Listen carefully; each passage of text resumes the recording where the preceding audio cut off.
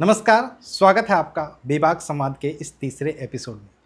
बेबाक संवाद एक ऐसा मंच है जहां पर हर क्षेत्र से जुड़े हुए लोग खुलकर अपने विचारों को आप तक सीधा पहुंचा सकते हैं।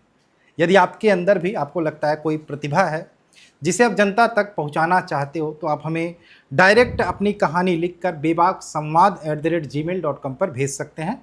हमें कहानी आपकी पसंद आएगी तो हम आपको ज़रूर बुलाएंगे। आज के हमारे मेहमान हैं शिक्षा जगत से जुड़े हुए, जिन्होंने 1995 में एक संस्था की स्थापना की और शिक्षा प्लस संस्कार को लेकर आगे बढ़े। आज उनके संस्थान से कई विद्यार्थी उच्च पदों पर कार्यरत हैं। शिक्षा की वर्तमान दशा, लचर व्यवस्था पर हम जानेंगे उनकी राय। हमारे साथ हैं श्री रविशंकर मिश्र जी। आइए जानते हैं इनके विचार इन्हीं से। नमस्कार सर। नमस्कार। और कैसे हैं आप? बिल्कुल बढ़िया है। सबसे पहले मैं आपसे यही जानूंगा, आप शिक्षण संस्थान से जुड़े हुए हैं, जी तो बिल्कुल। सर्वोदय की स्थापना कैसे हुई और कैसे बचपन से आपका सपना था कि एक शिक्षण संस्थान बनाई जानी चाहिए?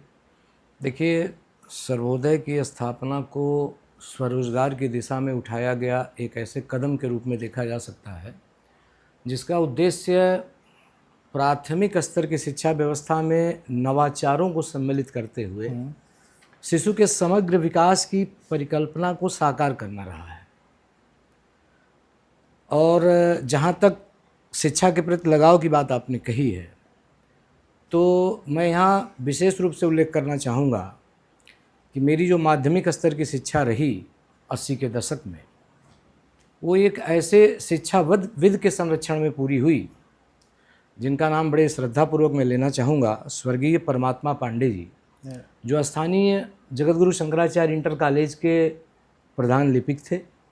उन दिनों हम लोग उनके मकान में किराएदार के रूप में रहते थे और उस समय उनके मकान में कई शिक्षक बतौर किराएदार रहते थे, जिसमें उल्लेखनीय नाम श्री परमात्मा पांडे जी डेमोन्स्ट्रेटर, गौरी शंकर पांडे जी और राम कुमार मिश्रा जी, गौरी शंकर पांडे जी, इन सब का स्नेह संरक्षण और दर्जनों शिष्य हमारे जैसे उनके यहाँ रहते थे, जिस पर उन लोगों का मार्गदर्शन हमें मिलता रहा और शिक्षा के प्रति रुचि बढ़ती गई।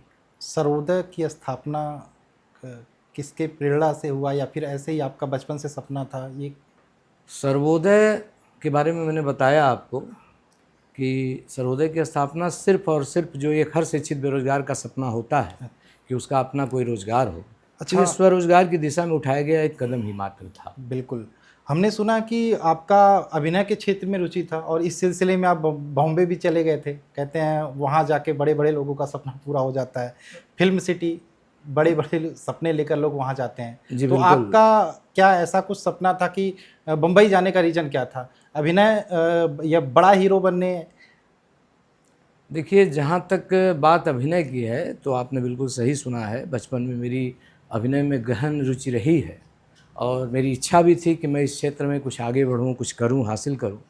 लेकिन अनुभवहीनता आप कह सकते हैं, मार्गदर्शन का अभाव कह सकते हैं, उपयुक्त परिस्थितियाँ न होना, उपयुक्त सहयोग न मिलना और माया नगरी में एक लंबे संघर्ष के बाद ही हर व्यक्ति ने अपने मुकाम को हासिल किया है। सांसारिक बंधन से बंधे होने के नाते और संसाधन अति सीमित होने के नाते मैं उसको डिज़र्व नहीं कर सका और मेरा वो सपना अधूरा रह गया और इसलिए मैं उस स्वप्न को वहीं छोड़ा दिया। मतलब कुछ ऐसा था कि बॉम्बे जाके एक्टिंग के क्षेत्र में आगे नाम देखिए, उसमें आप बिल्कुल कह सकते हैं, अभिनय में मेरी चूँकि रुचि रही, मैंने अभी आपको बताया, तो बतौर एक अभिनेता के रूप में मैं अपने को स्थापित करने के लिए एक बॉम्बे की यात्रा ज़रूर किया था, लेकिन यात्रा बड़ी सीमित रही और वहाँ कई लोगों से मैं मिला और जब उनके अनुभव मैंने सुने, जाने, तो मुझे लगा कि एक लंबे समय की आवश्यकता है संघर्ष करने के लिए, जो मेरे लिए संभव नहीं था। अच्छा, वहाँ से वापस आना, फिर सर्वोदय की स्थापना करना मेहदावल क्षेत्र में। जब आपने सर्वोदय की स्थापना की, उससे पहले मेहदावल में और भी शिक्षण संस्थान रहे होंगे, तो आपने उनसे हटकर अलग देने का कुछ सोचा होगा, कुछ आइडिया आया होगा कि हम सर्वोदय बनाते हैं तो उनसे कुछ अलग देंगे, तो उसके लिए कुछ? देखिए, जहाँ तक बात है तत्कालीन संस्थानों से अलग संस्था स्थापित करने की, तो नाम में ही इसका अर्थ छिपा हुआ है। सर्वोदय यानी सर्वधन उदय, यानी सारे समाज का उदय, शिशु के मन में निहित जितने सद्गुण हैं उन सबका उदय। उस समय एक विशेष शैली के विद्यालय संचालित हो रहे थे जिसमें आधुनिक शिक्षा का सर्वथा अभाव था, और मुझे ऐसा लगा कि प्राचीन ज्ञान के साथ साथ नवीन अनुसंधान को सम्मिलित करते हुए, नवाचारों को शामिल करते हुए एक ऐसी संस्था विकसित की जाए जो समग्र विकास की परिकल्पना को पूरी तरह से सार्थक करे। अच्छा, स्थापना कब हुआ था सर्वोदय का? 1995 अक्टूबर नवरात्र के दिन थे। 9 अक्टूबर को एक किराए के भवन में हमने सर्वोदय की नींव रखी और उत्तरोत्तर जन सहयोग मिलता गया। अच्छे अभिभावक, अच्छे शिष्य मिलते गए और सर्वोदय ने वो सब कुछ हासिल किया जो एक अच्छी संस्था चाहती है। अभी वो भवन किराए का नहीं है? नहीं, अब तो अपने निजी भवन में स्थापित है। अच्छा, 30 साल एक लंबा समय हो गया सर्वोदय की स्थापना को। उस टाइम जब आपने स्थापना की होगी तो शिक्षा को अलग नज़रिए से देखा जा रहा जी होगा। बिल्कुल बिल्कुल। शिक्षा का क्षेत्र अलग था, लेकिन वर्तमान शिक्षा की बात करें, बहुत सारे परिवर्तन देखने को मिले। तो 30 साल पहले की शिक्षा, अभी की शिक्षा, तो उनमें आप अपने नज़रिए से क्या अंतर देखते हैं? देखिए, आज की जो शिक्षा है उसमें तकनीकी ज्ञान का प्रयोग बहुत ज़्यादा हो गया है, और नतीजा ये है कि आज की शिक्षा उस शिक्षा से, उस ज़माने की शिक्षा से अधिक रुचिकर हो गई है और परिणामी भी हो गई है। तो ये हम कह सकते हैं कि आज की शिक्षा निश्चित रूप से पहले की शिक्षा से काफ़ी बेहतर है। आप एक प्राइवेट विद्यालय चलाते हैं और शिक्षा व्यवस्था की वर्तमान दशा की बात करें, पहले शिक्षा का मंदिर कहा जाता था शिक्षा को लेकर। अभी शिक्षा एकाएक कह सकते हैं बाजारीकरण हो गया है कि विद्यालय हर साल फीस बढ़ा देते हैं। पहले हम लोग हमें भी याद है जब हम पढ़ते थे, सर्वोदय में ही पढ़ते थे, तो ये होता था कि हम अगले कक्षा में जा रहे हैं तो हमारा छोटा भाई हमारा पुस्तक, हमारे बुक्स पढ़ लेते थे। लेकिन आजकल हर साल नए नए पब्लिकेशंस के बुक आ जाते हैं। इसका भी रीज़न है विद्यालय के फ़ायदे के लिए होती हैं। खैर, महंगी महंगी किताबें, महंगी महंगी फ़ीस, इस परिप्रेक्ष्य में विद्यालय को क्या कहें, शिक्षा का मंदिर कहें या फिर दुकान? देखिए, शिक्षालय को शिक्षा का मंदिर कहा जाए या दुकान, क्योंकि शिक्षालय का मतलब ही है कि शिक्षा जिसका घर है, तो वो दुकान तो बिल्कुल नहीं कहा जा सकता। बिल्कुल। रहा सवाल बाजारीकरण का, तो आज तो पूरा विश्व एक बाजार का रूप ले चुका है। हर छोटे बड़े शहर में mega store, multi store, mall खुल रहे हैं जहाँ एक ही छत के नीचे सारी चीज़ें उपलब्ध हो जा रही हैं। तो अगर विद्यालयों ने ऐसा कुछ करना शुरू किया है तो उसको एक दूसरे नज़रिए से भी देखा जा सकता है कि विद्यालय में सारी चीज़ें उपलब्ध रहने से अभिभावक का समय और श्रम, ये दोनों बचता है। हाँ, उसका व्यवसायीकरण नहीं होना चाहिए, ये विद्यालय के प्रबंधन को ध्यान देना चाहिए। कहीं ना कहीं आप भी मानते हैं ना, ये चीज़ें चल रही हैं, समय की मांग है, बिल्कुल। ये चीज़ लगभग हर संस्था अपना रही है और अपनाया जाना चाहिए। बिल्कुल। अच्छा सर, आजकल एक और चीज़ प्रचलन में है, बहुत विद्यालय खुल रहे हैं, हम भी देख रहे हैं, और मान्यता कई विद्यालयों को इंग्लिश मीडियम की मिलती हैं, कई को नहीं मिलती है, लेकिन एक जो टैग लगा दिया जाता है इंग्लिश मीडियम का कि हमारे यहाँ इंग्लिश मीडियम की शिक्षा दी जाती है, बशर्ते इसमें हमने देखा कई गार्जियन भी बेवकूफ़ बनते हैं, उनके बच्चे ठीक से ना तो हिंदी सीख पाते हैं ना तो इंग्लिश बोल पाते हैं। तो इसमें आप क्या कहेंगे? हाँ बिल्कुल, बहुत बढ़िया प्रश्न आपका लगा मुझे ये। देखिए, जहाँ तक मीडियम की बात है, मीडियम कोई भी बुरा नहीं है, चाहे वो हिंदी माध्यम हो या फिर अंग्रेजी माध्यम, लेकिन इसमें जो कमी दिख रही है वो द्विपक्षीय है। इसमें दोनों पक्षों की कमी है। कहीं न कहीं अभिभावक भी बिना आत्मावलोकन किए सिर्फ अंग्रेजी की चकाचौंध में अपने बच्चों को ले जा करके एक ऐसी व्यवस्था के हवाले कर देता है जहाँ उसके पल्ले कुछ नहीं पड़ता है। हमारा ये मानना है कि अंग्रेजी माध्यम स्कूलों में पढ़ाने के लिए अभिभावक को एक बात का विशेष ध्यान रखना चाहिए कि उसके घर में कम से कम 1 या 2 सदस्य ऐसे हों जो बेहतर अंग्रेजी का ज्ञान रखते हों, जो स्कूल के दिए गए इंस्ट्रक्शन को समझ सकें, बच्चे को समझा सकें, उसको दिए गए होमवर्क को अपनी देखरेख में पूरा करा सकें।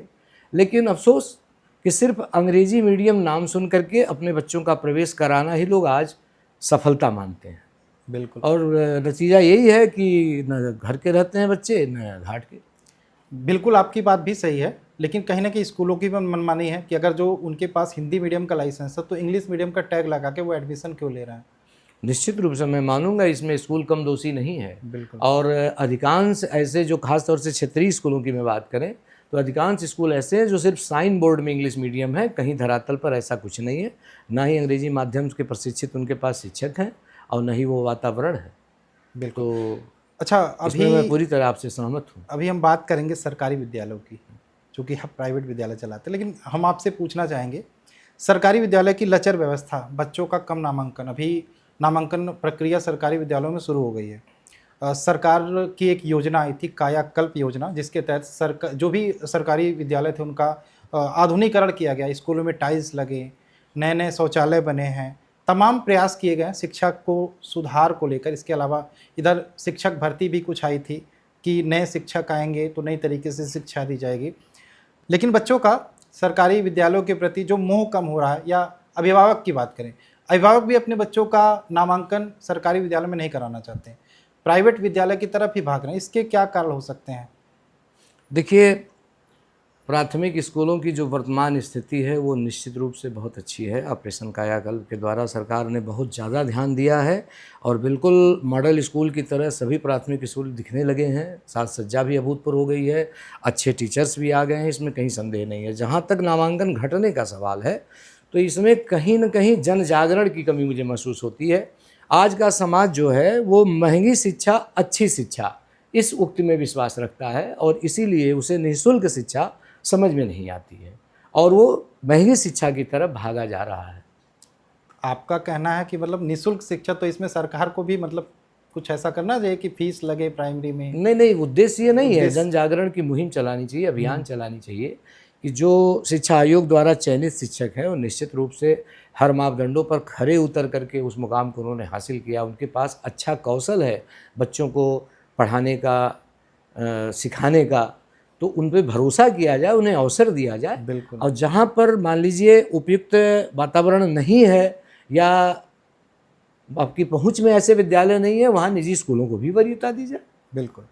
अच्छा, अभी आज के समय में एक आदर्श विद्यालय का स्वरूप कैसा होना चाहिए? हाँ, बढ़िया प्रश्न लगा आपका। आदर्श विद्यालय, आइडियल स्कूल, तो आज स्कूल की जो परिभाषा है वो विद्यालय की बिल्डिंग या कह सकते हैं भवन, और विद्यालय के जो रिसोर्सेज हैं, संसाधन हैं, यानी साधन विद्यालय में कौन कौन से हैं, इसके अलावा विद्यालय का बैनर कैसा है, पब्लिसिटी कैसी है, इस पर केंद्रित हो गई है। थोड़ा सा कवि हृदय होने के नाते मैंने इस पर चिंतन किया तो मुझे लगा कि भवन से तो बिल्कुल परहेज नहीं है, भवन होना ही चाहिए। लेकिन सिर्फ भवन से काम चलेगा क्या? भवन के साथ विशुद्ध भावना भी तो आवश्यक है। बिल्कुल। साधन बहुत आवश्यक है, बिना साधन के पढ़ाई की कल्पना हम नहीं कर सकते। लेकिन साधन के साथ साथ क्या साधना महत्वपूर्ण नहीं है? बात अगर बैनर की हो तो बैनर में सिर्फ फोटो अपना लगा देने से सर्वांगीण विकास की परिकल्पना को साकार नहीं किया जा सकता। उसके लिए मैनर की भी आवश्यकता है, सभ्यता भी बच्चों के व्यवहार में परिलक्षित होनी चाहिए। बात पब्लिसिटी की है तो पब्लिसिटी बहुत ज़रूरी है। आज तो हर चीज़ पब्लिसिटी के पीछे भाग रही है, लेकिन सिंप्लिसिटी भी महत्वपूर्ण है। और हम लोगों ने पढ़ा भी है, पढ़ाते भी हैं, सादा जीवन उच्च विचार, सुखमय जीवन का आधार। बिल्कुल। अच्छा, आपने बोला बैनर, तो बैनर से बात करें, पूरे मैदान में आजकल सारे स्कूल के बैनर से पटे पड़े, बिल्कुल छोटे हो बड़े, सारा विकास बैनरों में। सर्वोदय का बैनर नहीं दिखता। क्या आपको इतना भरोसा, इतना कॉन्फिडेंस है कि हमें बैनर लगाने की अभी भी ज़रूरत नहीं है? देखिए, बिल्कुल आप सही कह रहे हैं। अभी आपने कुछ देर पहले एक प्रश्न किया था बाजारीकरण की, तो जाहिर सी बात है प्रचार ज़्यादातर उसी प्रोडक्ट का किया जाता है जो नया होता है या कम बिकता है, जिसने अपनी गुणवत्ता को प्रमाणित किया हो, जो लोगों के अंदर तक अपना विश्वास हासिल कर चुका हो। मुझे नहीं लगता उसको इस झूठे नारे, प्रलोभन, वादों के पीछे जाने की आवश्यकता है। और सर्वोदय अपनी शैली में आगे बढ़ रहा है और अपने कार्य को बखूबी अपने लय में कर रहा है। समय बहुत तेज़ी से बदल रहा है, लोग एडवर्टीजमेंट का तरीका बदल रहा है, तो लोग उस पर डाइवर्ट हो रहे हैं। लेकिन आपको नहीं लगता कि कहीं आप पीछे जा रहे हो कि ये सारी चीज़ें छोड़कर? नहीं, ऐसा कुछ नहीं है। एडवर्टीजमेंट का अपना अपना तरीका है भाई, अपने प्रचार प्रसार करने के अपने तरीके हैं। कोई लाउड स्पीकर लगाकर प्रचार करने में विश्वास रखता है, कोई टीवी विज्ञापन देकर के प्रचार करता है, कोई चौराहों पे होर्डिंग लगा के प्रचार करता है। हमारे प्रचारक तो हमारे शिष्य हैं, जिन्होंने अपनी मेधा के बल पर, अपनी प्रतिभा के बल पर और हम लोगों के दिए गए मार्गदर्शन के बल पर समाज में खुद ही अपने को स्थापित कर चुके हैं। उससे बड़ा बैनर, होर्डिंग भला और क्या हो सकता है? बिल्कुल। आज भी सर्वोदय की बात करें, कई ऐसे हम देखते हैं, कई ऐसे छात्र हैं पुरातन जो बड़े बड़े पदों पर हैं।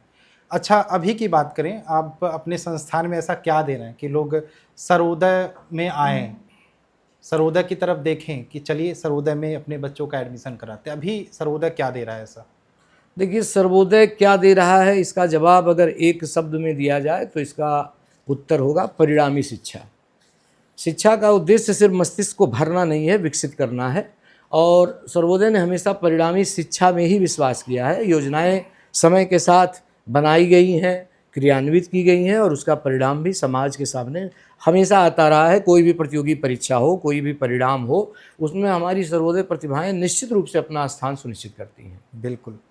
सर, एक और मैंने इंट्रो में भी बोला था कि सर्वोदय ने की जब स्थापना हुई थी तो शिक्षा प्लस संस्कार को लेकर आगे बढ़ा था।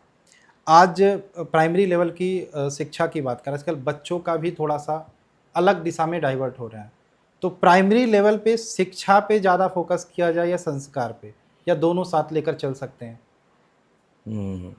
देखिए, बात जहाँ संस्कार की है तो संस्कार शुरू होता है घर परिवार से। बिल्कुल। और बिना संस्कार और अनुशासन के हम शिक्षा की परिकल्पना कर ही नहीं सकते। इसमें समान भागीदारी विद्यालय परिवार की और घर परिवार की होनी चाहिए। संस्कार घर दे, अनुशासन विद्यालय दे और शिक्षा में दोनों की भागीदारी हो।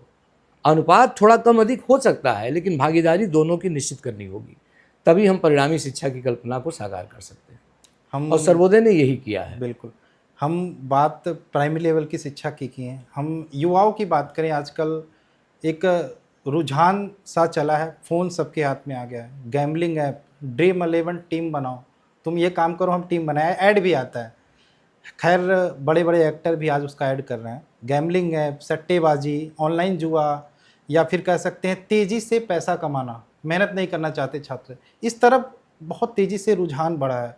अभी इस वजह से बहुत सारी चीज़ें कोई सुनने को आती हैं कि कोई कर्जे में चला गया, किसी ने इस वजह से सुसाइड का भी बेलहर की घटना घटी है।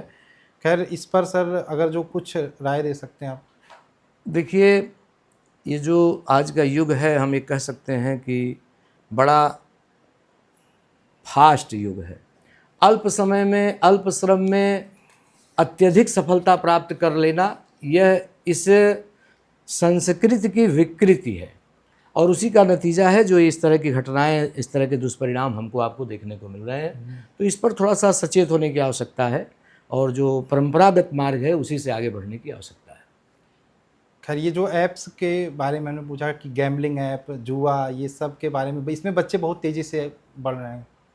ये उन्हीं बच्चों के ऊपर लागू होता है जिनके संस्कारों में कमी है, जिन्हें अच्छे संस्कार नहीं दिए गए, अनुशासन नहीं सिखाया गया, जिनको शिक्षा की जो सार्थकता है वो नहीं बताई गई।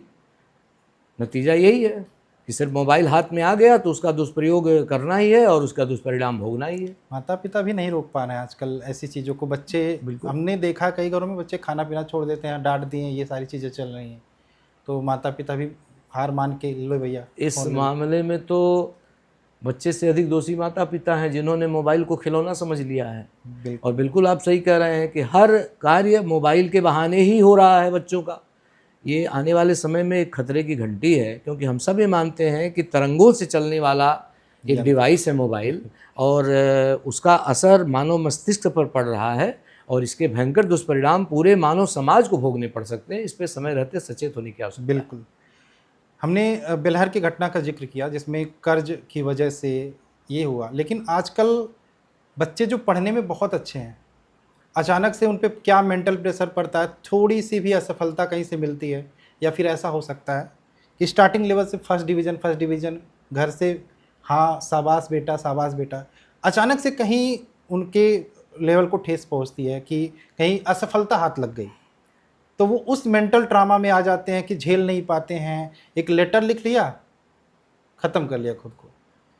हम जबकि मेहनत की बात करें या संघर्ष की बात करें, हम लोग अपने समय में थे, बहुत संघर्ष करते थे, हम लोगों के पास संसाधन नहीं थे, आज बहुत संसाधन है, फिर भी ये सारी चीज़ें सुनने को मिलती है। सुसाइड, आत्महत्या कर लिया, पढ़ने में बहुत अच्छा था, असफलता की वजह से कर लिया। तो ये सारी चीज़ें क्यों दिन ब दिन बढ़ती चली जा रही हैं? देखिए, बात आपने सुसाइड की किया। अगर इस शब्द पर हम विचार करें तो ये दो शब्दों का मेल दिखता है, सु और साइड। तो मुझे लगता है कि जो भी इस प्रवृत्ति के होते हैं वो शॉर्टकट अपनाने में विश्वास रखते हैं। उन्होंने सू को साइड कर दिया है। अब सू को साइड कर रहे हैं। सू क्या है? सू का मतलब है सुनियोजित योजना, सू का मतलब है सुंदर विचार, सू का मतलब है सुंदर कार्य। उसको न करके, उसको साइड करके शॉर्टकट अपनाने का दुष्परिणाम सुसाइड के अलावा और क्या हो सकता है? नतीजा आए दिन इस तरह की घटनाएं सबके मन को उद्वेलित कर रही हैं। तो मैं यही मैसेज देना चाहूँगा अपने शिष्यों को और युवाओं को, सभी विद्यार्थियों को, कि शॉर्टकट ना अपनाएं और एक लंबे संघर्ष के बाद ही सफलता मिलती है। ये सफलता का एक निश्चित मानक है। तो संघर्ष से कभी घबराएं ना, अपनी यात्रा को जारी रखें। आज नहीं कल, कल नहीं परसों आपको मनचाही मंजिल निश्चित रूप से मिलेगी। अच्छे अच्छे बच्चों की बात कर रहे हैं, हमने देखा है, पढ़ने वाले बच्चों की बात कर रहे हैं, वो पता नहीं कहाँ से क्या उनके ऊपर होती है, अचानक से मन बदल लेते हैं। अब इसमें तो ये एक विश्लेषण का विषय है। कभी कभी इसके नहीं, लिए परिवारीजन भी दोषी होते प्रश्न हैं। इसमें आता है, स्कूल की गलती, कोचिंग संस्थान की गलती, विद्यालय की, समाज की गलती, जितनी भी घटनाएं घटी हैं सबको एक ही चश्मे से नहीं देखा जा सकता। निश्चित रूप से हर घटना के पीछे कहीं आपको कोचिंग संस्थान दोषी मिलेगा, कहीं परिवार दोषी मिलेगा, कहीं बच्चा स्वयं, उसके अंदर धैर्य नहीं है, अपने ऊपर भरोसा नहीं है। बिल्कुल बगल वाला बच्चा सफल हो गया, हम असफल हो गए, अब मेरे लिए जीवन का कोई मतलब नहीं रहा। ये संकीर्ण सोच। माता पिता का रोल नहीं होता इसमें कि मतलब थोड़ा सा बच्चों को भी समझें, या हर बार सफलता पे ही उनको उनकी पीठ थपथपाएं, असफलता होने के लिए भी उसको तैयार रखें। हाँ बेटा, कभी ज़िंदगी में असफल हो जाओ तो उसके लिए भी तैयार रहो, क्योंकि कहते हैं असफलता ही सफलता की कुंजी है। निश्चित रूप से माता तो पिता ऐसा की बड़ी होना भूमिका चाहिए। है। आखिर जब भी ऐसी घटना घटती है तो सबसे ज़्यादा जो प्रभावित होते हैं वो माँ बाप ही होते वही हैं। कि बच्चा सफल हो रहा है तो उसको पहले से ही हम असफलता के लिए एकदम तैयार एकदम करके 100% सुधीर जी, आपसे मैं सहमत हूँ। माता पिता की महती भूमिका है कि वो बच्चे का उत्साह बढ़ाएं, परिणाम जो भी हो बिल्कुल। उसका उत्साह बढ़ाने की आवश्यकता है। अच्छा, अभी की शिक्षा की बात करें, पहले होता था हम लोग बहुत मार खाते थे, हाथ लाल हो जाते थे। छात्र केंद्रित शिक्षा कि छात्रों को केंद्र में रख के पढ़ाना है, शिक्षक को छात्र को फेल नहीं करना है, पास करना है किसी भी तरीके से, दंड नहीं देना। अगर जो मार दिए पता चले पूरा गांव या घर वाले कौन था मारा है, बुलाओ उसको, विद्यालय पे चढ़ जाते हैं। तो इसको किस नज़रिए से देखते हैं? शिक्षा का स्तर क्या इससे अच्छा हुआ है या घटा है? बच्चों पर क्या प्रभाव पड़ता है इसका? देखिए, जिस तरह समय समय पर तमाम तरह की बीमारियां आती हैं तो उनके लिए खास एंटीबायोटिक डेवलप की जाती है और फिर वो उन बीमारियों पर अंकुश लगाने में सफल होता है। अभी कोरोना आया था, उसमें भी हम आपने देखा कुछ दिनों तक सब लोगों को आइसोलेट होना पड़ा और फिर अंततः हमारे वैज्ञानिकों का प्रयास रंग लाया और कोरोना को भागना पड़ा, भारत छोड़ करके, पूरा दुनिया छोड़ करके। तो मेरा ये मानना है कि सरकार के पास अपनी एक निश्चित योजना होती है, अपनी एक पूरी कमेटी होती है जो निरंतर समय समय पर अनुसंधान करती रहती है।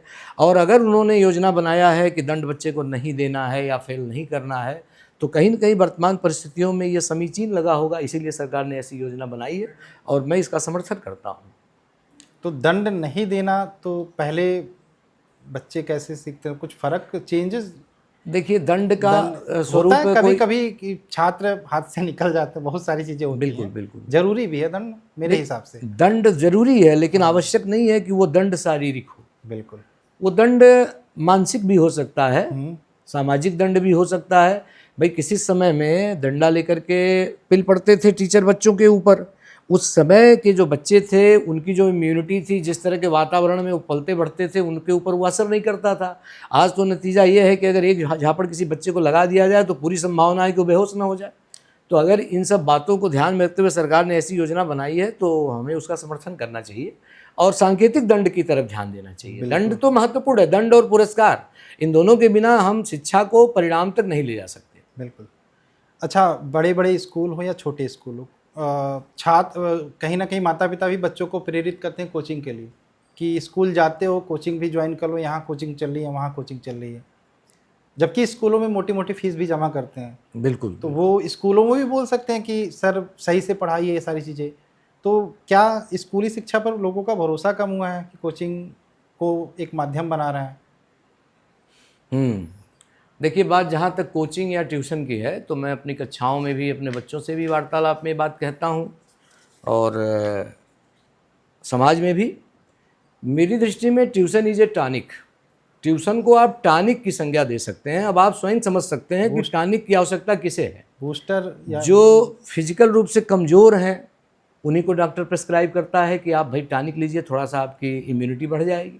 तो अगर बच्चा किसी विषय विशेष में कमज़ोर है तो इसमें कोई परहेज़ नहीं है, वो कोचिंग में करे, ट्यूशन करे, लेकिन शौकवश या सिर्फ फ्रेंडशिप डेवलपमेंट करने के लिए ऐसा नहीं होना। ये भी एक चलन है ना कि हमारा दोस्त जा रहा तो वही हम भी वही चलना मैं है, ये कहना सारी चाहता चीजें हूँ होती हैं। कि उसको फैशन के रूप में नहीं देखना चाहिए। वो ऐसी आवश्यकता नहीं है कि जिसके बगैर आप अपने कैरियर को आगे नहीं ले जा सकते। बिल्कुल। आप एक प्राइवेट शिक्षण संस्थान के संस्थापक हैं, आपके संस्थान में भी प्राइवेट शिक्षक होंगे। प्राइवेट शिक्षकों के दर्द की बात करें, आज सरकार भी नहीं सुनती है। कोरोना काल एक बीता, कोरोना काल 2 साल के टाइम पीरियड में प्राइवेट शिक्षक घर बैठे रहे, उनको सैलरी तक नहीं मिलती थी। तो उनके लिए उनकी अभी भी कई ऐसे शिक्षक मैंने देखे हैं जो प्राइवेट संस्थानों में पढ़ाते हैं, उनकी सैलरी की बात करें तो एक दैनिक भत्ता होता न्यूनतम, वो उससे भी बहुत कम है। तो उसको और ज़्यादा वर्कलोड भी दिया जाता है, ये कर लो वो कर लो, प्रेशर उन पे ज़्यादा दिया जाता है। तो इसको कैसे देखते हैं? कहीं ना कहीं प्राइवेट शिक्षकों के दर्द को संस्थानों को भी समझना चाहिए। बिल्कुल बिल्कुल समझना चाहिए। देखिए, प्रबंध तंत्र अगर संवेदनहीन है तो वो प्रबंध तंत्र कहलाने योग्य ही नहीं है। रहा सवाल, शिक्षक भी एक मानव है, उसके ऊपर भी जिम्मेदारियां हैं, अपने परिवार की, अपनी खुद की। विद्यालय अपनी आय के अनुसार और शिक्षकों की योग्यता, प्रतिभा और उनकी कार्यकुशलता के आधार पर उनको इतना मानदेय तो दिया ही जाना चाहिए कि उनकी अपनी ज़रूरतें उससे पूरी हो सकें। इसके अलावा समय समय पर तमाम ऐसे अवसर आते हैं जिसमें उनको प्रोत्साहित करने की भी आवश्यकता है, आर्थिक रूप से भी, मानसिक रूप से भी। मुझे लगता है कि अगर ऐसा किया जाए तो एक अच्छा परिणाम हम उन शिक्षकों के माध्यम से विद्यालय के लिए प्राप्त कर सकते हैं। बिल्कुल, कहीं ना कहीं इससे वो प्रेरित भी होंगे और शिक्षा को भी अच्छे तरीके से। बिल्कुल बिल्कुल। सर, एक प्रश्न और हमने सुना है आपके बारे में कि आपका सरकारी नौकरियों के प्रति झुकाव ज़्यादा है। आप जब भी आपके विद्यालय से कोई सरकारी नौकरी पाता तो उसको आप ज़्यादा अपने बच्चों को भी बताते हैं। इसके अलावा आपके ही विद्यालय से कई ऐसे बच्चे हैं जिन्होंने प्राइवेट कंपनियों में अच्छे पोजीशन में, इसके अलावा कईयों ने अपने स्टार्टअप खड़ा करके अच्छा बिजनेस, सरकार भी प्रमोट कर रही है स्टार्टअप्स को। तो इस बारे में आप क्या कहेंगे कि सरकारी नौकरी? देखिए, इस मामले में मैं पूरी तरह आपसे असहमत हूँ। ऐसा कुछ भी नहीं है। मैं स्पष्ट करना चाहता हूँ कि हम सब मध्यम वर्गीय समाज को बिलोंग करते हैं और मध्यम वर्गीय समाज का जो हमारा स्तर है वो सरकारी नौकरी को सफलता का पर्याय मानता है। हमारा समाज, आज हमारा समाज, वो मध्यम वर्गीय समाज हमारा जो है उस सफलता का प्रमाणिक आधार सरकारी नौकरी को मानता है। छोटी ही नौकरी अगर सरकारी मिल जाती है तो समझते हैं एक बहुत बड़ी बात हो गई। और रहा सवाल, मैं अपनी खुद की बात करूं, मैं खुद ही आखिर निजी अपना संस्थान खोल करके मैंने जो कुछ भी हासिल किया या 10 लोगों को रोज़गार से जोड़ा। भाई, निजी क्षेत्र में सबसे बड़ी बात तो यह है कि आप अपने को रोज़गार देने के साथ साथ 10 लोगों को और जोड़ सकते हैं, जो कि सरकारी सेवा में ऐसा आप नहीं कर सकते। जॉब क्रिएटर बन तो अगर कुछ हमने ऐसा किया है, आपको लगा है किसी मंचों पर या हाईलाइट किया गया, तो सिर्फ इसलिए कि समाज को ये विश्वास दिलाने के लिए कि सर्वोदय की शिक्षा पद्धति ऐसी है कि जो सरकारी नौकरी प्राप्त करने में सहायक है, और इसलिए समय समय पर उनको थोड़ा सा हाईलाइट किया गया। वरना हमारे नज़र में ऐसे कोई भेदभाव नहीं है। जहाँ तक प्राइवेट संस्थानों में या स्टार्टअप की बात आप कर रहे हैं, तो मैं यहाँ उल्लेख करना चाहूँगा, हमारी ही संस्था के पूर्व छात्र रहे जुड़वा भाई दो, जो उत्तरी कछार को बिलोंग करते हैं, अभिषेक मिश्रा और अविनाश मिश्रा, जो अपने ये फ्यूचर गुरुकुल के माध्यम से रोबोटिक्स लैब वगैरह स्थापित किए, कोडिंग के माध्यम से, यहाँ तक कि राजभवन में वो अपनी कार्यशाला स्थापित कर रहे हैं। उत्तर प्रदेश के बाहर अन्य राज्यों में भी वो अपने को स्थापित कर रहे हैं। तो ये अपने आप में हमारे लिए भी फ़ख्र की बात है और हम सब के लिए फ़ख्र की बात है कि निजी क्षेत्र कहीं ना कहीं सरकारी क्षेत्र से बहुत आगे है और बड़ी संभावनाओं वाला क्षेत्र है। हमारा समाज भी कहीं ना कहीं सरकारी नौकरियों को ज़्यादा वरीयता देता है। बिल्कुल बिल्कुल, मैं वही कहना चाहता हूँ, मध्यम वर्गीय समाज। एक प्रश्न और है सर, आपको रिग्रेट नहीं है कि आपका इतना अच्छा शिक्षण संस्थान चल रहा था, आपके इकलौते पुत्र थे अभिनव जी जो वर्तमान में सरकारी नौकरी कर रहे हैं, मेरे कहने का मतलब ये है कि कहीं आपको ये नहीं लगा कि उनको भी शिक्षण संस्थान में लगा दें और वो आपके शिक्षण संस्थान को आगे ले जाए? कहीं आपको उन पर भरोसा नहीं था या आपको अपने शिक्षण संस्थान पर भरोसा नहीं था? जहाँ तक अभिनव की नौकरी का प्रश्न है, तो देखिए, हर पिता की एक ही कामना होती है कि वह अपने बेटे को कामयाब देखना चाहता है। बिल्कुल। अब रहा सवाल कैरियर चुनने का, तो एक पिता के हैसियत से भी और एक शिक्षक के रूप में भी मेरा ये मानना है कि कैरियर चुनने का सिर्फ और सिर्फ अधिकार युवाओं को ही मिलना चाहिए कि वो अपने मनपसंद का कैरियर चुन सकें और उसमें सेवाएं दे सकें। तो मुझे प्रसन्नता इस बात की है कि अभिनव ने पहले ही प्रयास में ये मुकाम हासिल किया। और रहा सवाल सर्वोदय के संरक्षण और नियंत्रण की, तो इसके लिए आवश्यक नहीं है कि पूरी तरह सर्वोदय में बैठ करके ही ये कार्य किया जाए। वो तो ऐसे भी किया जा सकता है और बखूबी उनके द्वारा किया भी जा रहा है। समय समय पर जो भी आवश्यक चीज़ें महसूस होती हैं बदलाव की या किसी भी चीज़ को संरक्षित करने की, तो उनके द्वारा वो अच्छे ढंग से किया जा रहा है। उनका नियंत्रण है विद्यालय पर पूरी तरह। लेकिन वर्तमान में अन्य भी विद्यालय हैं जो कहीं आगे जा रही हैं, तो ऐसा नहीं लगा आपको कि अगर जो अभिनव जी होते तो आपके विद्यालय को आगे और ले जा सकते थे? देखिए, विद्यालय कोई प्रतिस्पर्धा का विषय नहीं होता है। हर विद्यालय की अपनी शैली होती है। मैं पहले भी कहा हूँ, सर्वोदय सिर्फ नवाचारों के नाम से जाना जाता है। हम अपने कैंपस में सिर्फ किताबी ज्ञान तक बच्चों को न सीमित रख करके उन्हें समग्र विकास की परिकल्पना को साकार करने के जितने भी नियामक तत्व हैं हम सबको शामिल करते हैं और उसके अनुसार बच्चों को शिक्षित करते हैं। मेरा ये मानना है कि सर्वोदय अपने आप में कल भी परिपूर्ण था, आज भी है और भविष्य में भी रहेगा। सर, एक आखिरी प्रश्न आपसे और है। सुना है आप बच्चों में मनोरंजन के दृष्टिकोण से देखें या बच्चों में चुनाव के प्रति लगाव कि वो राजनीति को समझ सके, इस दृष्टि से बच्चों के बीच में चुनाव भी करवाते हैं? बिल्कुल आपने सही सुना है। जहाँ तक बात चुनाव की है तो मेरा ये मानना है कि ये जितने भी शिशु विद्यालय हैं इन्हें आम बोलचाल की भाषा में नर्सरी स्कूल कहा जाता है। बिल्कुल। नर्सरी का मतलब ही है, आप स्वयं सोशल मीडिया के क्रांति दूत रहे हैं और अच्छी तरह आप समझ रहे हैं कि नर्सरी का मतलब होता है एक ऐसी वाटिका जहाँ भांति भांति के पौधे रोपित किए जाते हैं और उनको पुष्पित पल्लवित किया जाता है संरक्षण प्रदान करते हुए। तो मेरा ये मानना है समाज के जितने भी घटक हैं स्वस्थ और सक्रिय समाज के, उनके कार्यशैली की जो प्राथमिक झलक है या प्रारंभिक परिचय जो है वो विद्यालय स्तर पर बच्चों को मिलना चाहिए। इससे बच्चों को उन्हें समझने का मौका मिलेगा और अपने कैरियर को चुनने में आसानी होगी।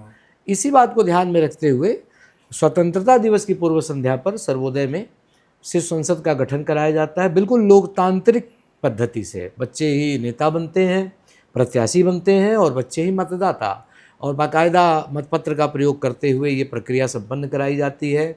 इससे उन बच्चों को समाज सेवा की भावना बलवती होती है, लोगों के दिलों में कैसे उतरा जाता है ये सीख मिलती है, कैसे उनके हितों की रक्षा की जाती है इसका सबक उनको सीखने को मिलता है।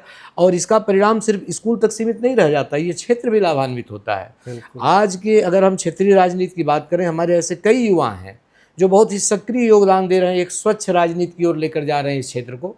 मैं उल्लेख करना चाहूँगा, वो सत्येंद्र पांडे जी हो, सर्वेश त्रिपाठी जी हो, ये प्रधान संघ के अध्यक्ष रणवीर पांडे हो, और पकड़िया गांव के प्रधान मनीष द्विवेदी, अफलाक अहमद, अतीकुर रहमान, ये सारे जितने भी आज के नए उम्र के हमारे राजनेता हैं ये सब सर्वोदय की नर्सरी से ही निकले हुए हैं। इनकी कार्यशैली को देख करके मुझे बड़ी प्रसन्नता होती है और जो भी संस्कार और अनुशासन हमने सिखाया है, जो शिक्षा हमने दी है, वो सार्थक प्रतीत होता है। बिल्कुल। इसी कड़ी में न सिर्फ चुनाव बल्कि अन्य कई विविध अवसरों पर हमारे यहाँ रोचक मंची प्रस्तुतियाँ भी होती हैं। मंच क्या है, मंच की आलोचना भी कतिपय लोगों द्वारा की जाती है जो मंच के महत्व को नहीं समझते। मंच स्मरण शक्ति को बढ़ाने में महती भूमिका निभाता है।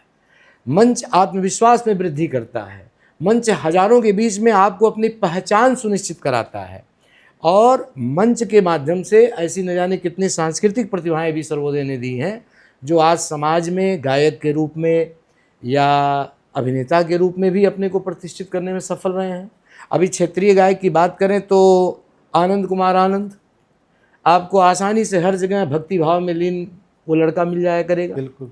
उसने ये कला सर्वोदय के मंच से ही सीखी है। वो अपने अवसरों पर कहता भी अपने तरफ द्वारा। हम उनसे मिले थे तो उन्होंने आपको बताया कि उन्होंने हमारी प्रतिभा को पहचाना। हाँ, और आपने उनको बताया कि आपके अंदर ये प्रतिभा, तो तभी से उन्होंने संगीत के प्रति अपनी। बिल्कुल बिल्कुल। इसी कड़ी में सजौली गांव के सच्चिदानंद अकेला एक युवा रहा है, उसने भी काफ़ी ऊंचाइयां हासिल की हैं, इस क्षेत्र में निरंतर लगा हुआ है। इतना ही नहीं, माया नगरी की बात कुछ समय पहले आप कर रहे थे, तो हमारे ही मतलब विद्यालय से प्राथमिक शिक्षा प्राप्त नितिन कुमार श्रीवास्तव, जिसने एक बहुत ही लोकप्रिय हास्य धारावाहिक है तारक मेहता का उल्टा चश्मा, उसके एक एपिसोड में भी उसको काम करने को अवसर मिला। तो कहीं ना कहीं मंच जो है, और सबसे बड़ी बात यह है, आप अपनी बात को बेबाक ढंग से कहने का जो साहस आता है वो मंच के माध्यम से आता है। और मुझे बड़ी खुशी है कि आज इस बेबाक संवाद के मंच पर जिस व्यक्तित्व के सामने मैं बैठा हूँ, ये भी हमारी ही नर्सरी से निकला हुआ एक युवा है। और इससे बड़ी गुरुदक्षिणा मेरे लिए क्या हो सकती है कि जिनसे कभी मैं प्रश्न करता था, आज मुझे उनके प्रश्नों का उत्तर देना पड़ रहा है। धन्यवाद सर। सर, अभी हमारे पास कुछ क्वेश्चंस है रैपिड फायर के रूप में। उससे पहले हम चाहेंगे कि आप भी कुछ रचनाएं लिखते थे। जी बिल्कुल। अभी अगर जो कुछ एक दो सुना सकें बच्चों के बीच में। देखिए, रचनाएं विविध अवसरों पर कही जाती हैं, मैं इसके लिए फिर कभी आपसे समय चाहूँगा। कुछ ऐसी जो मोटिवेट कर सके बच्चों को, कोई 2 लाइन। अब स्लोगन के रूप में तो ऐसे बहुत से अवसरों पर मैंने स्लोगन लिखे हैं, और जैसे शिक्षा समृद्धि का आधार, शिक्षा समृद्धि का आधार, सर्वोदय ने दिया प्रमाण, इस तरह न जाने कितने स्लोगन समय समय पर माँ सरस्वती की कृपा से प्रस्फुटित होते रहते हैं, और उसको समाज के बीच में मैं प्रस्तुत करता रहता हूँ। ठीक है सर, आखिर में हम रैपिड फायर के रूप में कुछ क्वेश्चंस पूछेंगे। हाँ बिल्कुल बिल्कुल। 2 ऑप्शंस होंगे, उसमें से एक आपको बताना होगा, ठीक है। तो सबसे पहले हम जैसे आपने बोला 30 वर्ष पहले 1995 में सर्वोदय की स्थापना हुई थी। 30 वर्ष पहले की शिक्षा और अभी की शिक्षा रखें तो बेहतर कौन है इसमें से? देखिए, समय के साथ हर चीज़ें बदलती हैं।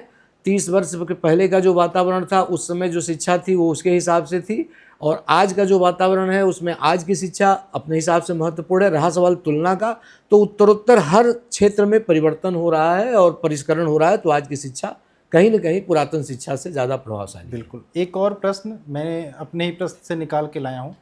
मैंने इंग्लिश मीडियम की बात की, तो इंग्लिश में हम लोग हिंदी मीडियम के छात्र हैं, तो हिंदी मीडियम बेहतर थी कि अभी की इंग्लिश मीडियम बेहतर है? देखिए, आज की परिस्थितियों में इन दोनों का समन्वय स्थापित करके चलना बुद्धिमानी होगा। एक प्रतिशत तय करना होगा, और जिसमें मातृभाषा की देखिए सम्मान हो और अंग्रेजी पर भी ध्यान हो। एक और प्रश्न है, प्राइवेट स्कूल या गवर्नमेंट स्कूल? जबकि आजकल सरकारें अटल आवासीय विद्यालय बहुत अच्छा इंफ्रास्ट्रक्चर दे रही हैं, इसके अलावा नवोदय विद्यालय, तो सरकारी विद्यालयों में भी अच्छी अच्छी चीज़ें हैं। तो बच्चे प्राइवेट स्कूल को प्रेफर करें या सरकारी? देखिए, ये तो अपने खुद के गार्जियन और बच्चे के खुद के मतलब विवेक पे निर्भर करता है कि उसकी व्यवस्था को अपनाना चाहता है। जहाँ तक बात निजी विद्यालय और सरकारी विद्यालयों की तुलना की जाए, तो इन दोनों के बीच में कभी कोई तुलना नहीं की जा सकती है। दोनों के अपने अपने कार्य करने के तरीके और ढंग हैं। रहा सवाल सरकारी विद्यालयों को सरकारी संसाधन उपलब्ध हैं, तो वो, और निजी विद्यालय में सरकारी संसाधन तो आपको नहीं मिल सकते, तो कहीं ना कहीं ज़्यादा महत्वपूर्ण अगर माना जाए उच्च शिक्षा की दृष्टि से, तो सरकारी संसाधन वाले विद्यालय ही अच्छे माने जाएंगे। और आजकल एक और चलन ट्रेंड में, कोरोना ने इसको और जोर देने का काम किया, ऑनलाइन शिक्षा। ऑनलाइन शिक्षा ने जहां एक बच्चे के पास, लड़का हो या लड़की, मोबाइल हाथ में नहीं था, फ़ोन देने का काम किया, और कोरोना ख़त्म हो गया लेकिन वो फ़ोन वापस नहीं आया, बच्चों के हाथ में रह गया। आजकल बच्चे कोचिंग भी कर रहे हैं, विद्यालय भी जा रहे हैं, फिर भी कहीं ना कहीं किसी कोचिंग संस्थान का उनके पास ऐप है, सब्सक्रिप्शन है, पेड क्लासेस हैं, वो चली रही हैं। तो ऑनलाइन शिक्षा वर्सेज ऑफलाइन शिक्षा, तो इसमें बेहतर कौन? देखिए, शिक्षा एक सतत चलने वाली प्रक्रिया है, और विज्ञान का एक सिद्धांत है क्रिया प्रतिक्रिया का नियम, एक्शन रिएक्शन। ये ऑफलाइन में ही संभव है। ऑनलाइन में आप सिर्फ जो है एक मूक दर्शक की तरह चीज़ों को देख सकते हैं, सुन सकते हैं, समझ सकते हैं, रिएक्ट नहीं कर सकते। तो मेरा ये मानना है कि ऑफलाइन शिक्षा जो है वो बेटर है ऑनलाइन से। बिल्कुल। एक और प्रश्न लास्ट रहेगा रैपिड फायर में, शैक्षिक गतिविधियाँ वर्सेस शिक्षणोत्तर गतिविधियाँ। देखिए, शैक्षिक गतिविधियों का तात्पर्य अगर सिर्फ किताबी ज्ञान से है तो आपके मस्तिष्क को समृद्ध करती है, लेकिन व्यवहारिकता का गुण जो आपके अंदर आता है, व्यक्तित्व के डेवलपमेंट की बात की जाए, तो शिक्षणेतर गतिविधियों से ही ये संभव है। इसलिए यहाँ भी मैं वही कहूँगा कि दोनों का एक समन्वय होना चाहिए, और 50-50 यानी 50% अगर शैक्षिक गतिविधियों को आप अपना रहे हैं, तो 50% आपको शिक्षणेतर गतिविधियों को भी स्थान दिया जाना चाहिए। धन्यवाद सर, आपसे बात करके अच्छा लगा। जाते जाते अगर जो हमारे दर्शकों को कुछ संदेश देना चाहेंगे, क्योंकि आपके पुरातन छात्र भी इस वीडियो को देखेंगे, आप अपने वीडियो के माध्यम से उनको कुछ संदेश देना चाहते हैं। हमारे मेधावल वाले इंस्टाग्राम आईडी पे बहुत सारे आपके छात्र कमेंट करते हैं कि सर्वोदय का वीडियो लाइए, सर्वोदय का वीडियो दिखाइए। खैर, उनको कुछ आप संदेश देना चाहेंगे या मैसेज देना चाहेंगे? सबसे पहले तो मैं जो भी दर्शक हमारा ये शो देख रहे हैं उनका अभिवादन करना चाहूँगा।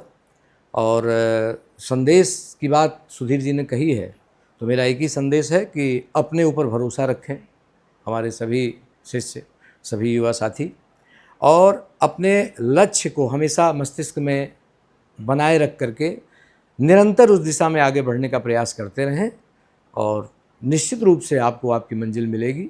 धैर्य की आवश्यकता है, अधीरता बिल्कुल नहीं होनी चाहिए। रहा सवाल आज जो संक्रमण दिख रहा है विद्यालय के क्षेत्र में तमाम तरह के, उसके विषय में भी मैं कहना चाहूँगा ख़ासतौर से अभिभावकों को कि विद्यालय के चयन का जो आधार है, यानी विद्यालय का चयन अपनी शान बढ़ाने के लिए नहीं, अपने बच्चों का ज्ञान बढ़ाने के लिए किया जाना चाहिए। हो सकता है कि आज तथाकथित नामचीन विद्यालयों में अपने बच्चों का प्रवेश कराने से कुछ पल के लिए आपकी शान बढ़ जाए, लेकिन वो तभी तक जब तक आपका बच्चा उस संस्था में पढ़ रहा है। लेकिन अगर आपने ज्ञान को वरीयता दिया और उस ज्ञान के बल पर बच्चा समृद्ध होकर के अपने को स्थापित किया, तो उसकी आभा से आप जीवन पर्यंत आलोकित होते रहेंगे और एक अमिट गौरव आपको निरंतर प्रदान होता रहेगा। यही मेरा संदेश है और यही मेरी समाज से अपेक्षा है। धन्यवाद।